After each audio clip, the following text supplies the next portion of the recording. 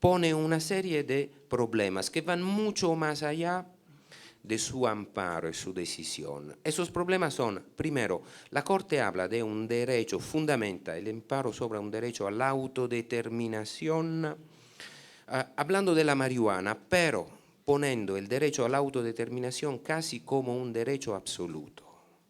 Eso es, el individuo se autodetermina a través del uso de una sustancia, lo que implica que cualquier otro tipo de sustancia debería tener el mismo tratamiento de la marihuana.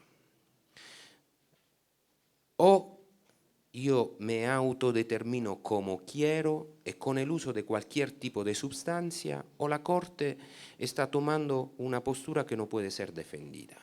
Y esto implica que, así como la Corte concede un amparo para la marihuana, debería conceder amparo para cualquier otro tipo de sustancia ilícita hoy en día existente como también futura.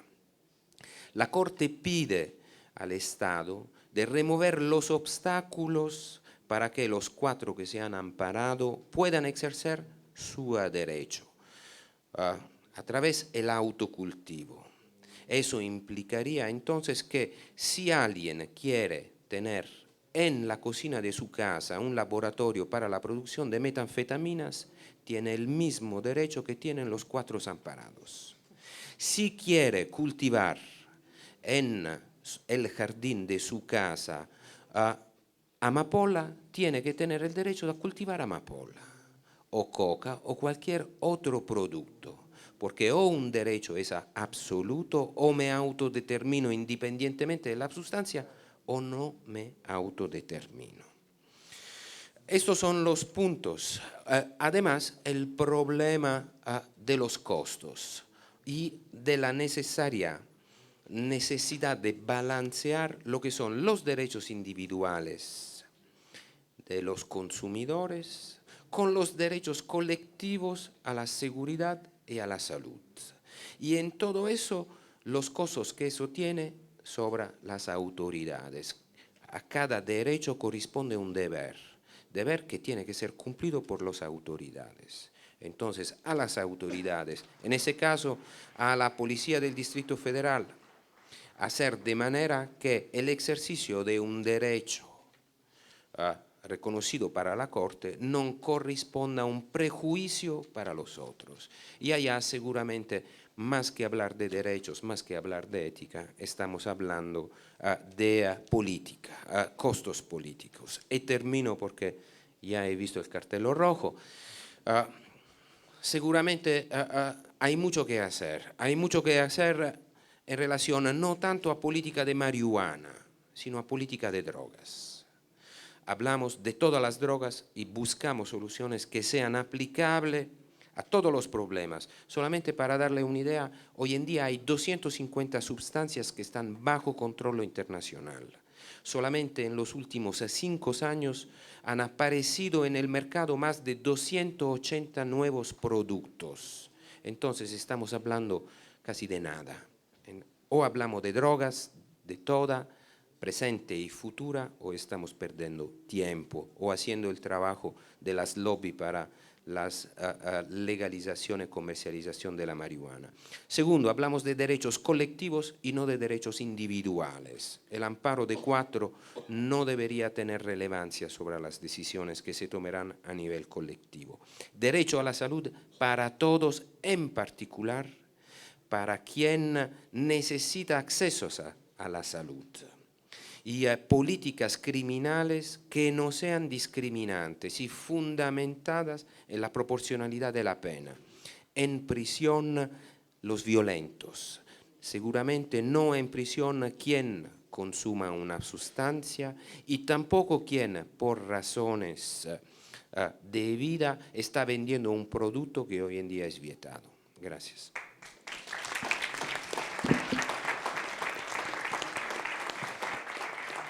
Agradecemos la participación del maestro Mesitelli. Posturas muy, muy interesantes, y si ustedes van observando ya vamos manejando posturas un poco divergentes. El siguiente ponente en orden. Todo el mundo le ha pegado a la Corte. será el maestro Carlos Gutiérrez Casas, maestro titular de la UACJ, profesor también de las materias de Derecho Constitucional y Derechos Humanos y profesor investigador. Además, es visitador de la Comisión Estatal de Derechos Humanos, al cual le pido un aplauso, por favor.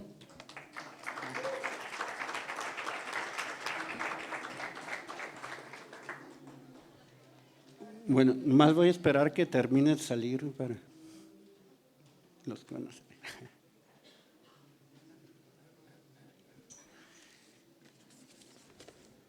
Bueno, cuando me invitaron al foro y me dijeron, bueno, para que tomes una postura acerca de la legalización de la marihuana o no, entonces yo dije, bueno, pues yo creo que va a haber una degustación de marihuana aquí. Entonces, en ese sentido, pues podía tomar una postura. Dije, va a haber marihuana de California, de Colorado, marihuana Crown, a ver cuál de todas nos gusta para que sea legalizado o no. Pero bueno, en realidad no vengo, no voy a hablar sobre mi postura sobre la legalización o no de la marihuana, sino más bien vengo a la defensa del Estado constitucional de derecho, a la defensa de los derechos humanos en todo tipo de conductas que implica ellos, ¿sí? Sabiendo que la resolución de la Corte no fue la idónea, no en el sentido de que de la legalización, sino en cuanto al debate, en cuanto al argumento, además de que no se tomaron en cuenta otros derechos como es la no discriminación, el derecho de los menores, el derecho de los pueblos indígenas.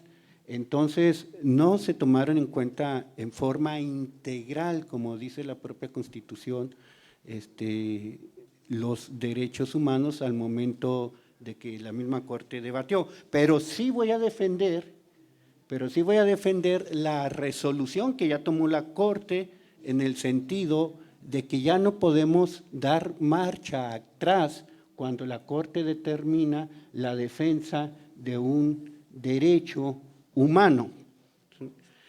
Voy a leer rápidamente la ponencia porque siempre que nos sacan en este tipo de foros, que nos sacan tarjetas amarillas y rojas, siempre salgo expulsado, no sé por qué cosa, y yo no sé si mi alumno, que es el que está sacando las tarjetas, se vaya a atrever a sacarme tarjeta roja en esta ocasión. Bueno, voy a leer, el consumo de marihuana, el derecho al libre desarrollo de la personalidad, democracia, derechos humanos y control constitucional en México. Consideramos que hay una relación de interdependencia entre democracia, derechos humanos y control constitucional. No puede existir un Estado democrático sin que el orden jurídico tenga establecido una gama de derechos humanos en el plano de derechos fundamentales.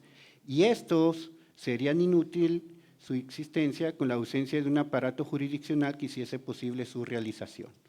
Precisamente a partir de estos tres conceptos dividiremos esta exposición y al finalidad estableceremos el papel que debería desempeñar la Suprema Corte de Justicia en ello, concretamente sobre la decisión del uso lúdico de la marihuana. Una definición mínima de democracia, en contraposición a todas las formas de gobierno autocrático, es aquella que se caracteriza por establecer un conjunto de reglas que determinan quiénes están autorizados a tomar decisiones colectivas y bajo qué procedimiento. Es decir, se deben de precisar las reglas que estipulen cuáles son los individuos con capacidad para tomar decisiones colectivas y con base a qué procedimientos. Respecto a los sujetos autorizados a tomar decisiones que afecten a la colectividad en un régimen democrático, se otorga este derecho a un número de individuos que implique la mayor inclusión posible, ya que el voto universal se encuentra limitado por factores ajenos a la propia democracia, como lo es la exclusión de menores de edad y de extranjeros. Por lo que se refiere a modalidades de la decisión, la regla esencial en una democracia es la regla de la mayoría absoluta, mayoría relativa, por un lado, mayoría simple, mayoría calificada, en otros casos. Sin embargo, Cualquiera de las modalidades de mayoría que se tome en cuenta se considerarán decisiones colectivas y por tanto serán vinculantes para todo el grupo. En una tercera condición es necesario que los facultados a elegir a aquellos que deberán decidir sean colocados frente a alternativas reales, no mediáticas y puestos en condiciones de poder elegir entre una y otra alternativa. Para la realización de esta condición es imprescindible que a los llamados a decidir se les garanticen los derechos humanos de libertad de expresión, de reunión, de asociación. De esto se deduce que el Estado liberal es un presupuesto jurídico del Estado democrático. Estado liberal y Estado democrático son interdependientes, ya que se requieren de ciertas libertades para el correcto ejercicio del poder democrático y por el contrario se necesita el poder democrático para garantizar las libertades fundamentales. Ahora bien, cuando hablamos de reglas que permitan tomar decisiones colectivas, estamos haciendo referencia a dos ámbitos de la vida democrática, reglas de acceso al poder y reglas para el ejercicio del poder. Por un lado, las primeras determinan quiénes tendrán el carácter de electores para elegir a los representantes de la colectividad, qué modalidad de mayoría se requiere, procedimientos de participación de los candidatos a representantes, instituciones encargadas de organizar los procesos electivos. Y por otro lado, las segundas se refieren a procedimientos bajo los cuales los representantes de la colectividad van a tomar las decisiones que nos afectarán a todos, cuidando desde luego el cumplimiento del Estado de Derecho, la transparencia en su ejercicio, participación ciudadana y la inclusión de todos y todas en los beneficios que se obtengan con motivo del ejercicio del poder. El concepto de democracia debe interpretarse de manera progresiva y no quedar estancado en el juego de las decisiones de la mayoría, ya que se corre el riesgo en caer en una dictadura mayoritaria. Por ello, en el ejercicio del poder deberá de anteponerse la igualdad como uno de sus principios fundamentales, ante la cual no podrá excluirse derechos de las minorías. En la democracia de hoy, la soberanía descansa en la constitución de un Estado, que a su vez obliga a ejercer el poder en beneficio del pueblo, incluyendo en él a toda persona que se encuentre dentro del territorio donde tenga influencia dicho poder. Es decir, todo poder debe instituirse para la protección y el respeto a los derechos humanos de todo el pueblo. Con ello, queremos dejar firme de que en una democracia, tal como la interpretan filósofos, juristas, politólogos, sociólogos el día de hoy, el Estado debe ante todo diseñar sus instituciones públicas e incluso las concesionadas en función de los derechos humanos. A pesar de que el 10 de diciembre de 1948 la Asamblea General de las Naciones Unidas proclamó la Declaración Universal de los Derechos Humanos como ideal común por el que todos los pueblos y naciones deben de esforzarse a fin de que tanto los individuos como las instituciones, inspirándose constantemente en ella, promuevan mediante la enseñanza y la educación el respeto a estos derechos y libertades y aseguren, por medidas progresivas de carácter nacional e internacional, su reconocimiento y aplicación universal y efectivos, tanto entre los pueblos de los Estados miembros como entre los de los territorios colocados bajo su jurisdicción. Fue, como sabemos, hasta el 11 de junio del 2011 cuando en México se instituyen los derechos humanos como derechos fundamentales. Con esta reforma en nuestro país pasamos de una democracia mayoritaria a una democracia constitucional, donde más allá de las decisiones de las mayorías deben de respetarse los derechos humanos. Pero la principal interrogante que nos genera después de la reforma es el cómo va a actuar la Suprema Corte de Justicia de la Nación ante los conflictos que se deriven de las violaciones a derechos humanos provenientes de la legislación secundaria. El problema principal de los derechos humanos el día de hoy no es su fundamento filosófico, ni siquiera su reconocimiento, sino su protección. La investigación de los fundamentos posibles de los derechos humanos no tendrá ninguna importancia histórica si no es acompañada del estudio de las condiciones de los medios y de las situaciones en las que este o aquel derecho pueda ser realizado. Sin duda, el factor más importante para la consolidación de un Estado constitucional y democrático de derecho lo representa el control constitucional y particularmente aquellos que pertenecen al ámbito de la competencia de los tribunales constitucionales. Sabemos que la legitimidad del poder legislativo y ejecutivo en nuestro país radica en términos muy generales, aunque cuestionable, en el principio de elección mayoritaria ejercida por el pueblo, concretamente por quienes son ciudadanos o ciudadanas de la República. Sin embargo, sin entrar en mucha polémica sobre la legitimidad del Tribunal Constitucional en nuestro país, podemos decir, aceptándolo para el desarrollo de esta ponencia, radica en la protección de los derechos humanos, es decir, en cuidar que todo poder se instituya para la promoción y protección de los derechos humanos. La resolución de la Corte. En la resolución de amparo en revisión 237-2014 de la primera sala de la Suprema Corte de Justicia de la Nación, se consideró que el sistema de prohibiciones administrativas conformadas por los artículos de la Ley General de Salud impugnadas por los quejosos ocasiona una afectación muy intensa al derecho al libre desarrollo de la personalidad, en comparación con el grado mínimo de protección a la salud y al orden público que se alcanza con la medida. Esto puede ser cuestionable, como ya lo dijo Enrique Cáceres, pero decimos, no vamos a cuestionar ahorita el método, sino en sí la resolución o la defensa de la resolución que ya emitió la Corte.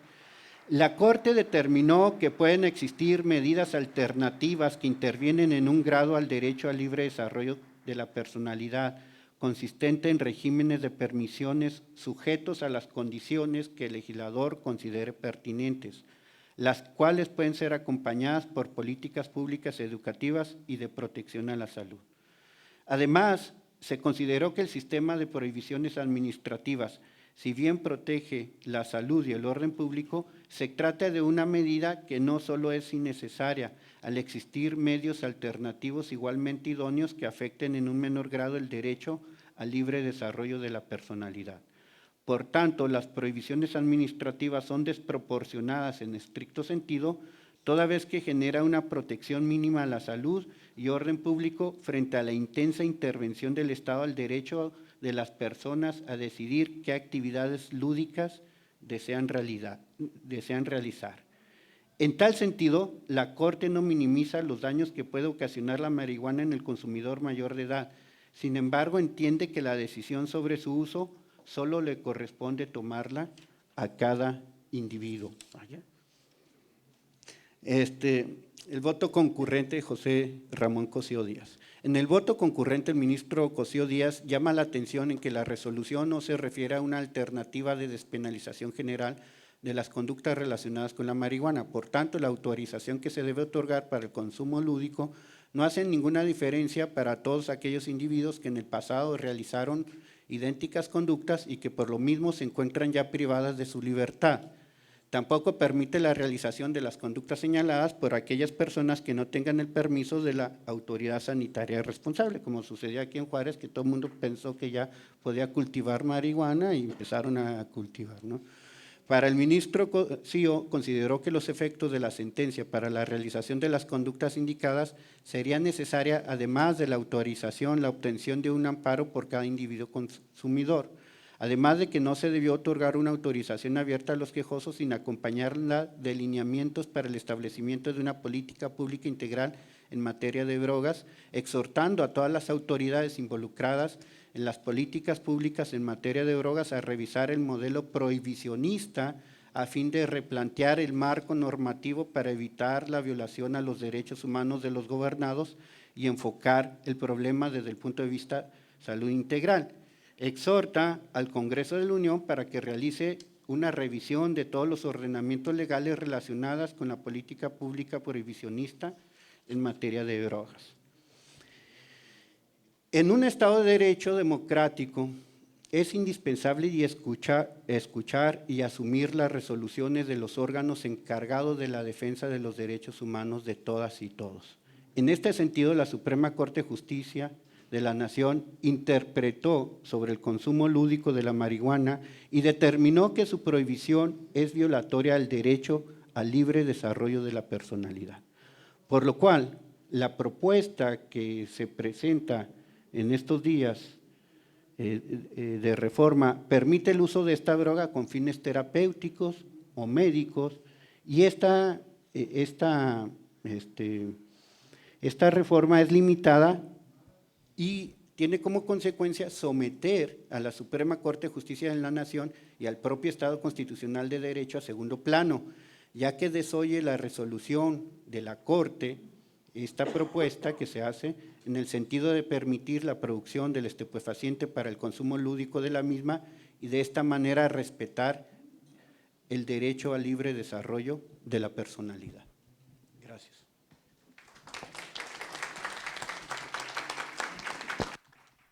Agradeciendo la participación del maestro Carlos Gutiérrez Casas con una postura muy interesante sustentada en el Estado de Derecho. El siguiente ponente será el maestro José Luis Armendáriz González. Él es ahorita el presidente de la Comisión Estatal de Derechos Humanos de Chihuahua y es licenciado en Derecho por la Universidad Autónoma de Chihuahua. Estudió estudios de maestría en Derecho Penal, Constitución y Derechos por la Universidad Autónoma de Barcelona, estudios de maestría en Derechos Humanos en la Facultad de Derecho de la Universidad Autónoma de Chihuahua y todo un amplio desarrollo dentro de la Comisión Estatal de Derechos Humanos y para la cual le pedimos un aplauso y le decimos gracias por participar.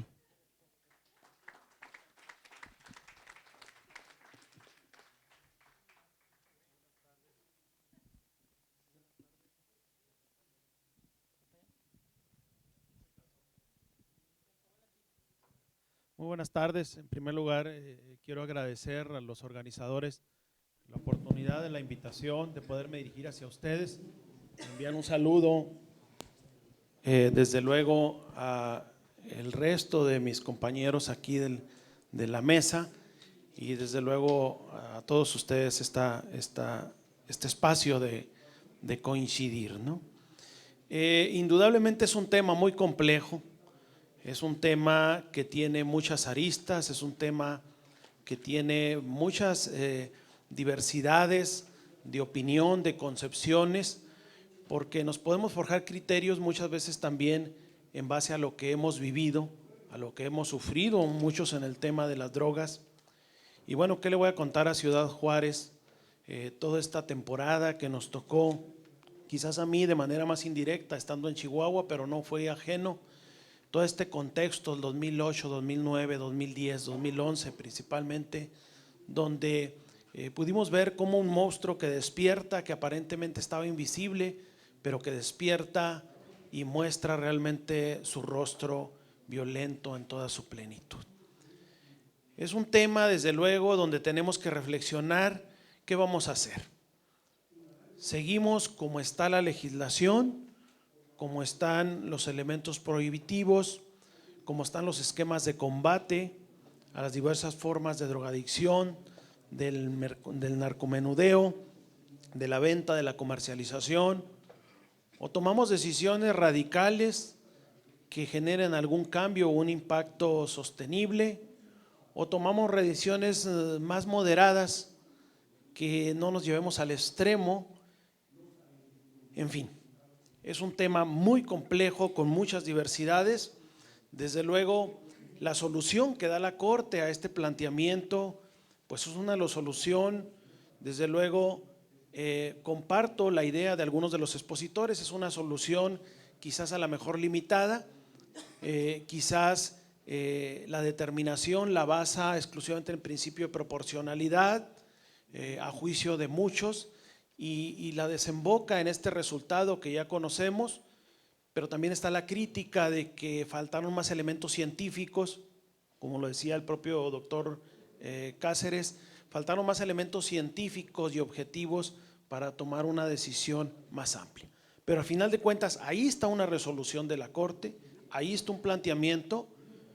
Creo que hay que reconocer a la Corte la valentía en haber tomado esta decisión, esta determinación, que durante muchos años le estuvimos dando la vuelta al tema.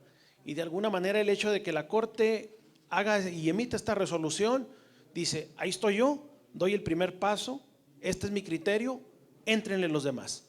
Éntrale poder ejecutivo, éntrale poder legislativo al tema, no podemos permanecer inactivos y a la expectativa en este tema. La Corte indudablemente hace un análisis y hace una exposición, la fortalece y la sustenta en el derecho a al libre desarrollo de la personalidad, y desde ahí la desprende. Desde luego que hay muchos asegúnes, llevando la argumentación al extremo, habría diferentes perspectivas, y quiero compartir con ustedes, les prometo que no me voy a extender mucho, algunas reflexiones de lo que me ha tocado vivir desde la Comisión Estatal de los Derechos Humanos. Viene a mi mente no pocas afirmaciones, muchas, de personas con alguna adicción, alguna droga, y que me señalan, me dicen, no se imagina, licenciado, lo complejo muchas veces que es levantarnos en la mañana y estar pensando, ¿dónde voy a conseguir droga? Los problemas en los que nos metemos muchas veces en andar evadiendo a la autoridad, que nos informaron que había un vendedor en tal domicilio, pero porque no nos conoce no nos abre, o porque nos dieron otro tip y nos dicen que hay otro vendedor en otra colonia, resulta que nos trasladamos hacia allá y no encontramos a la persona. Y entonces hay veces que el problema es, hemos llegado a pensar, bueno, entonces hay que sembrarla nosotros mismos para poder librarnos de esta persecución de la autoridad. Pero no más es la persecución de la autoridad para adquirirla, sino me señalaban, el otro esquema en el que nos introduce desde un contexto de vulnerabilidad.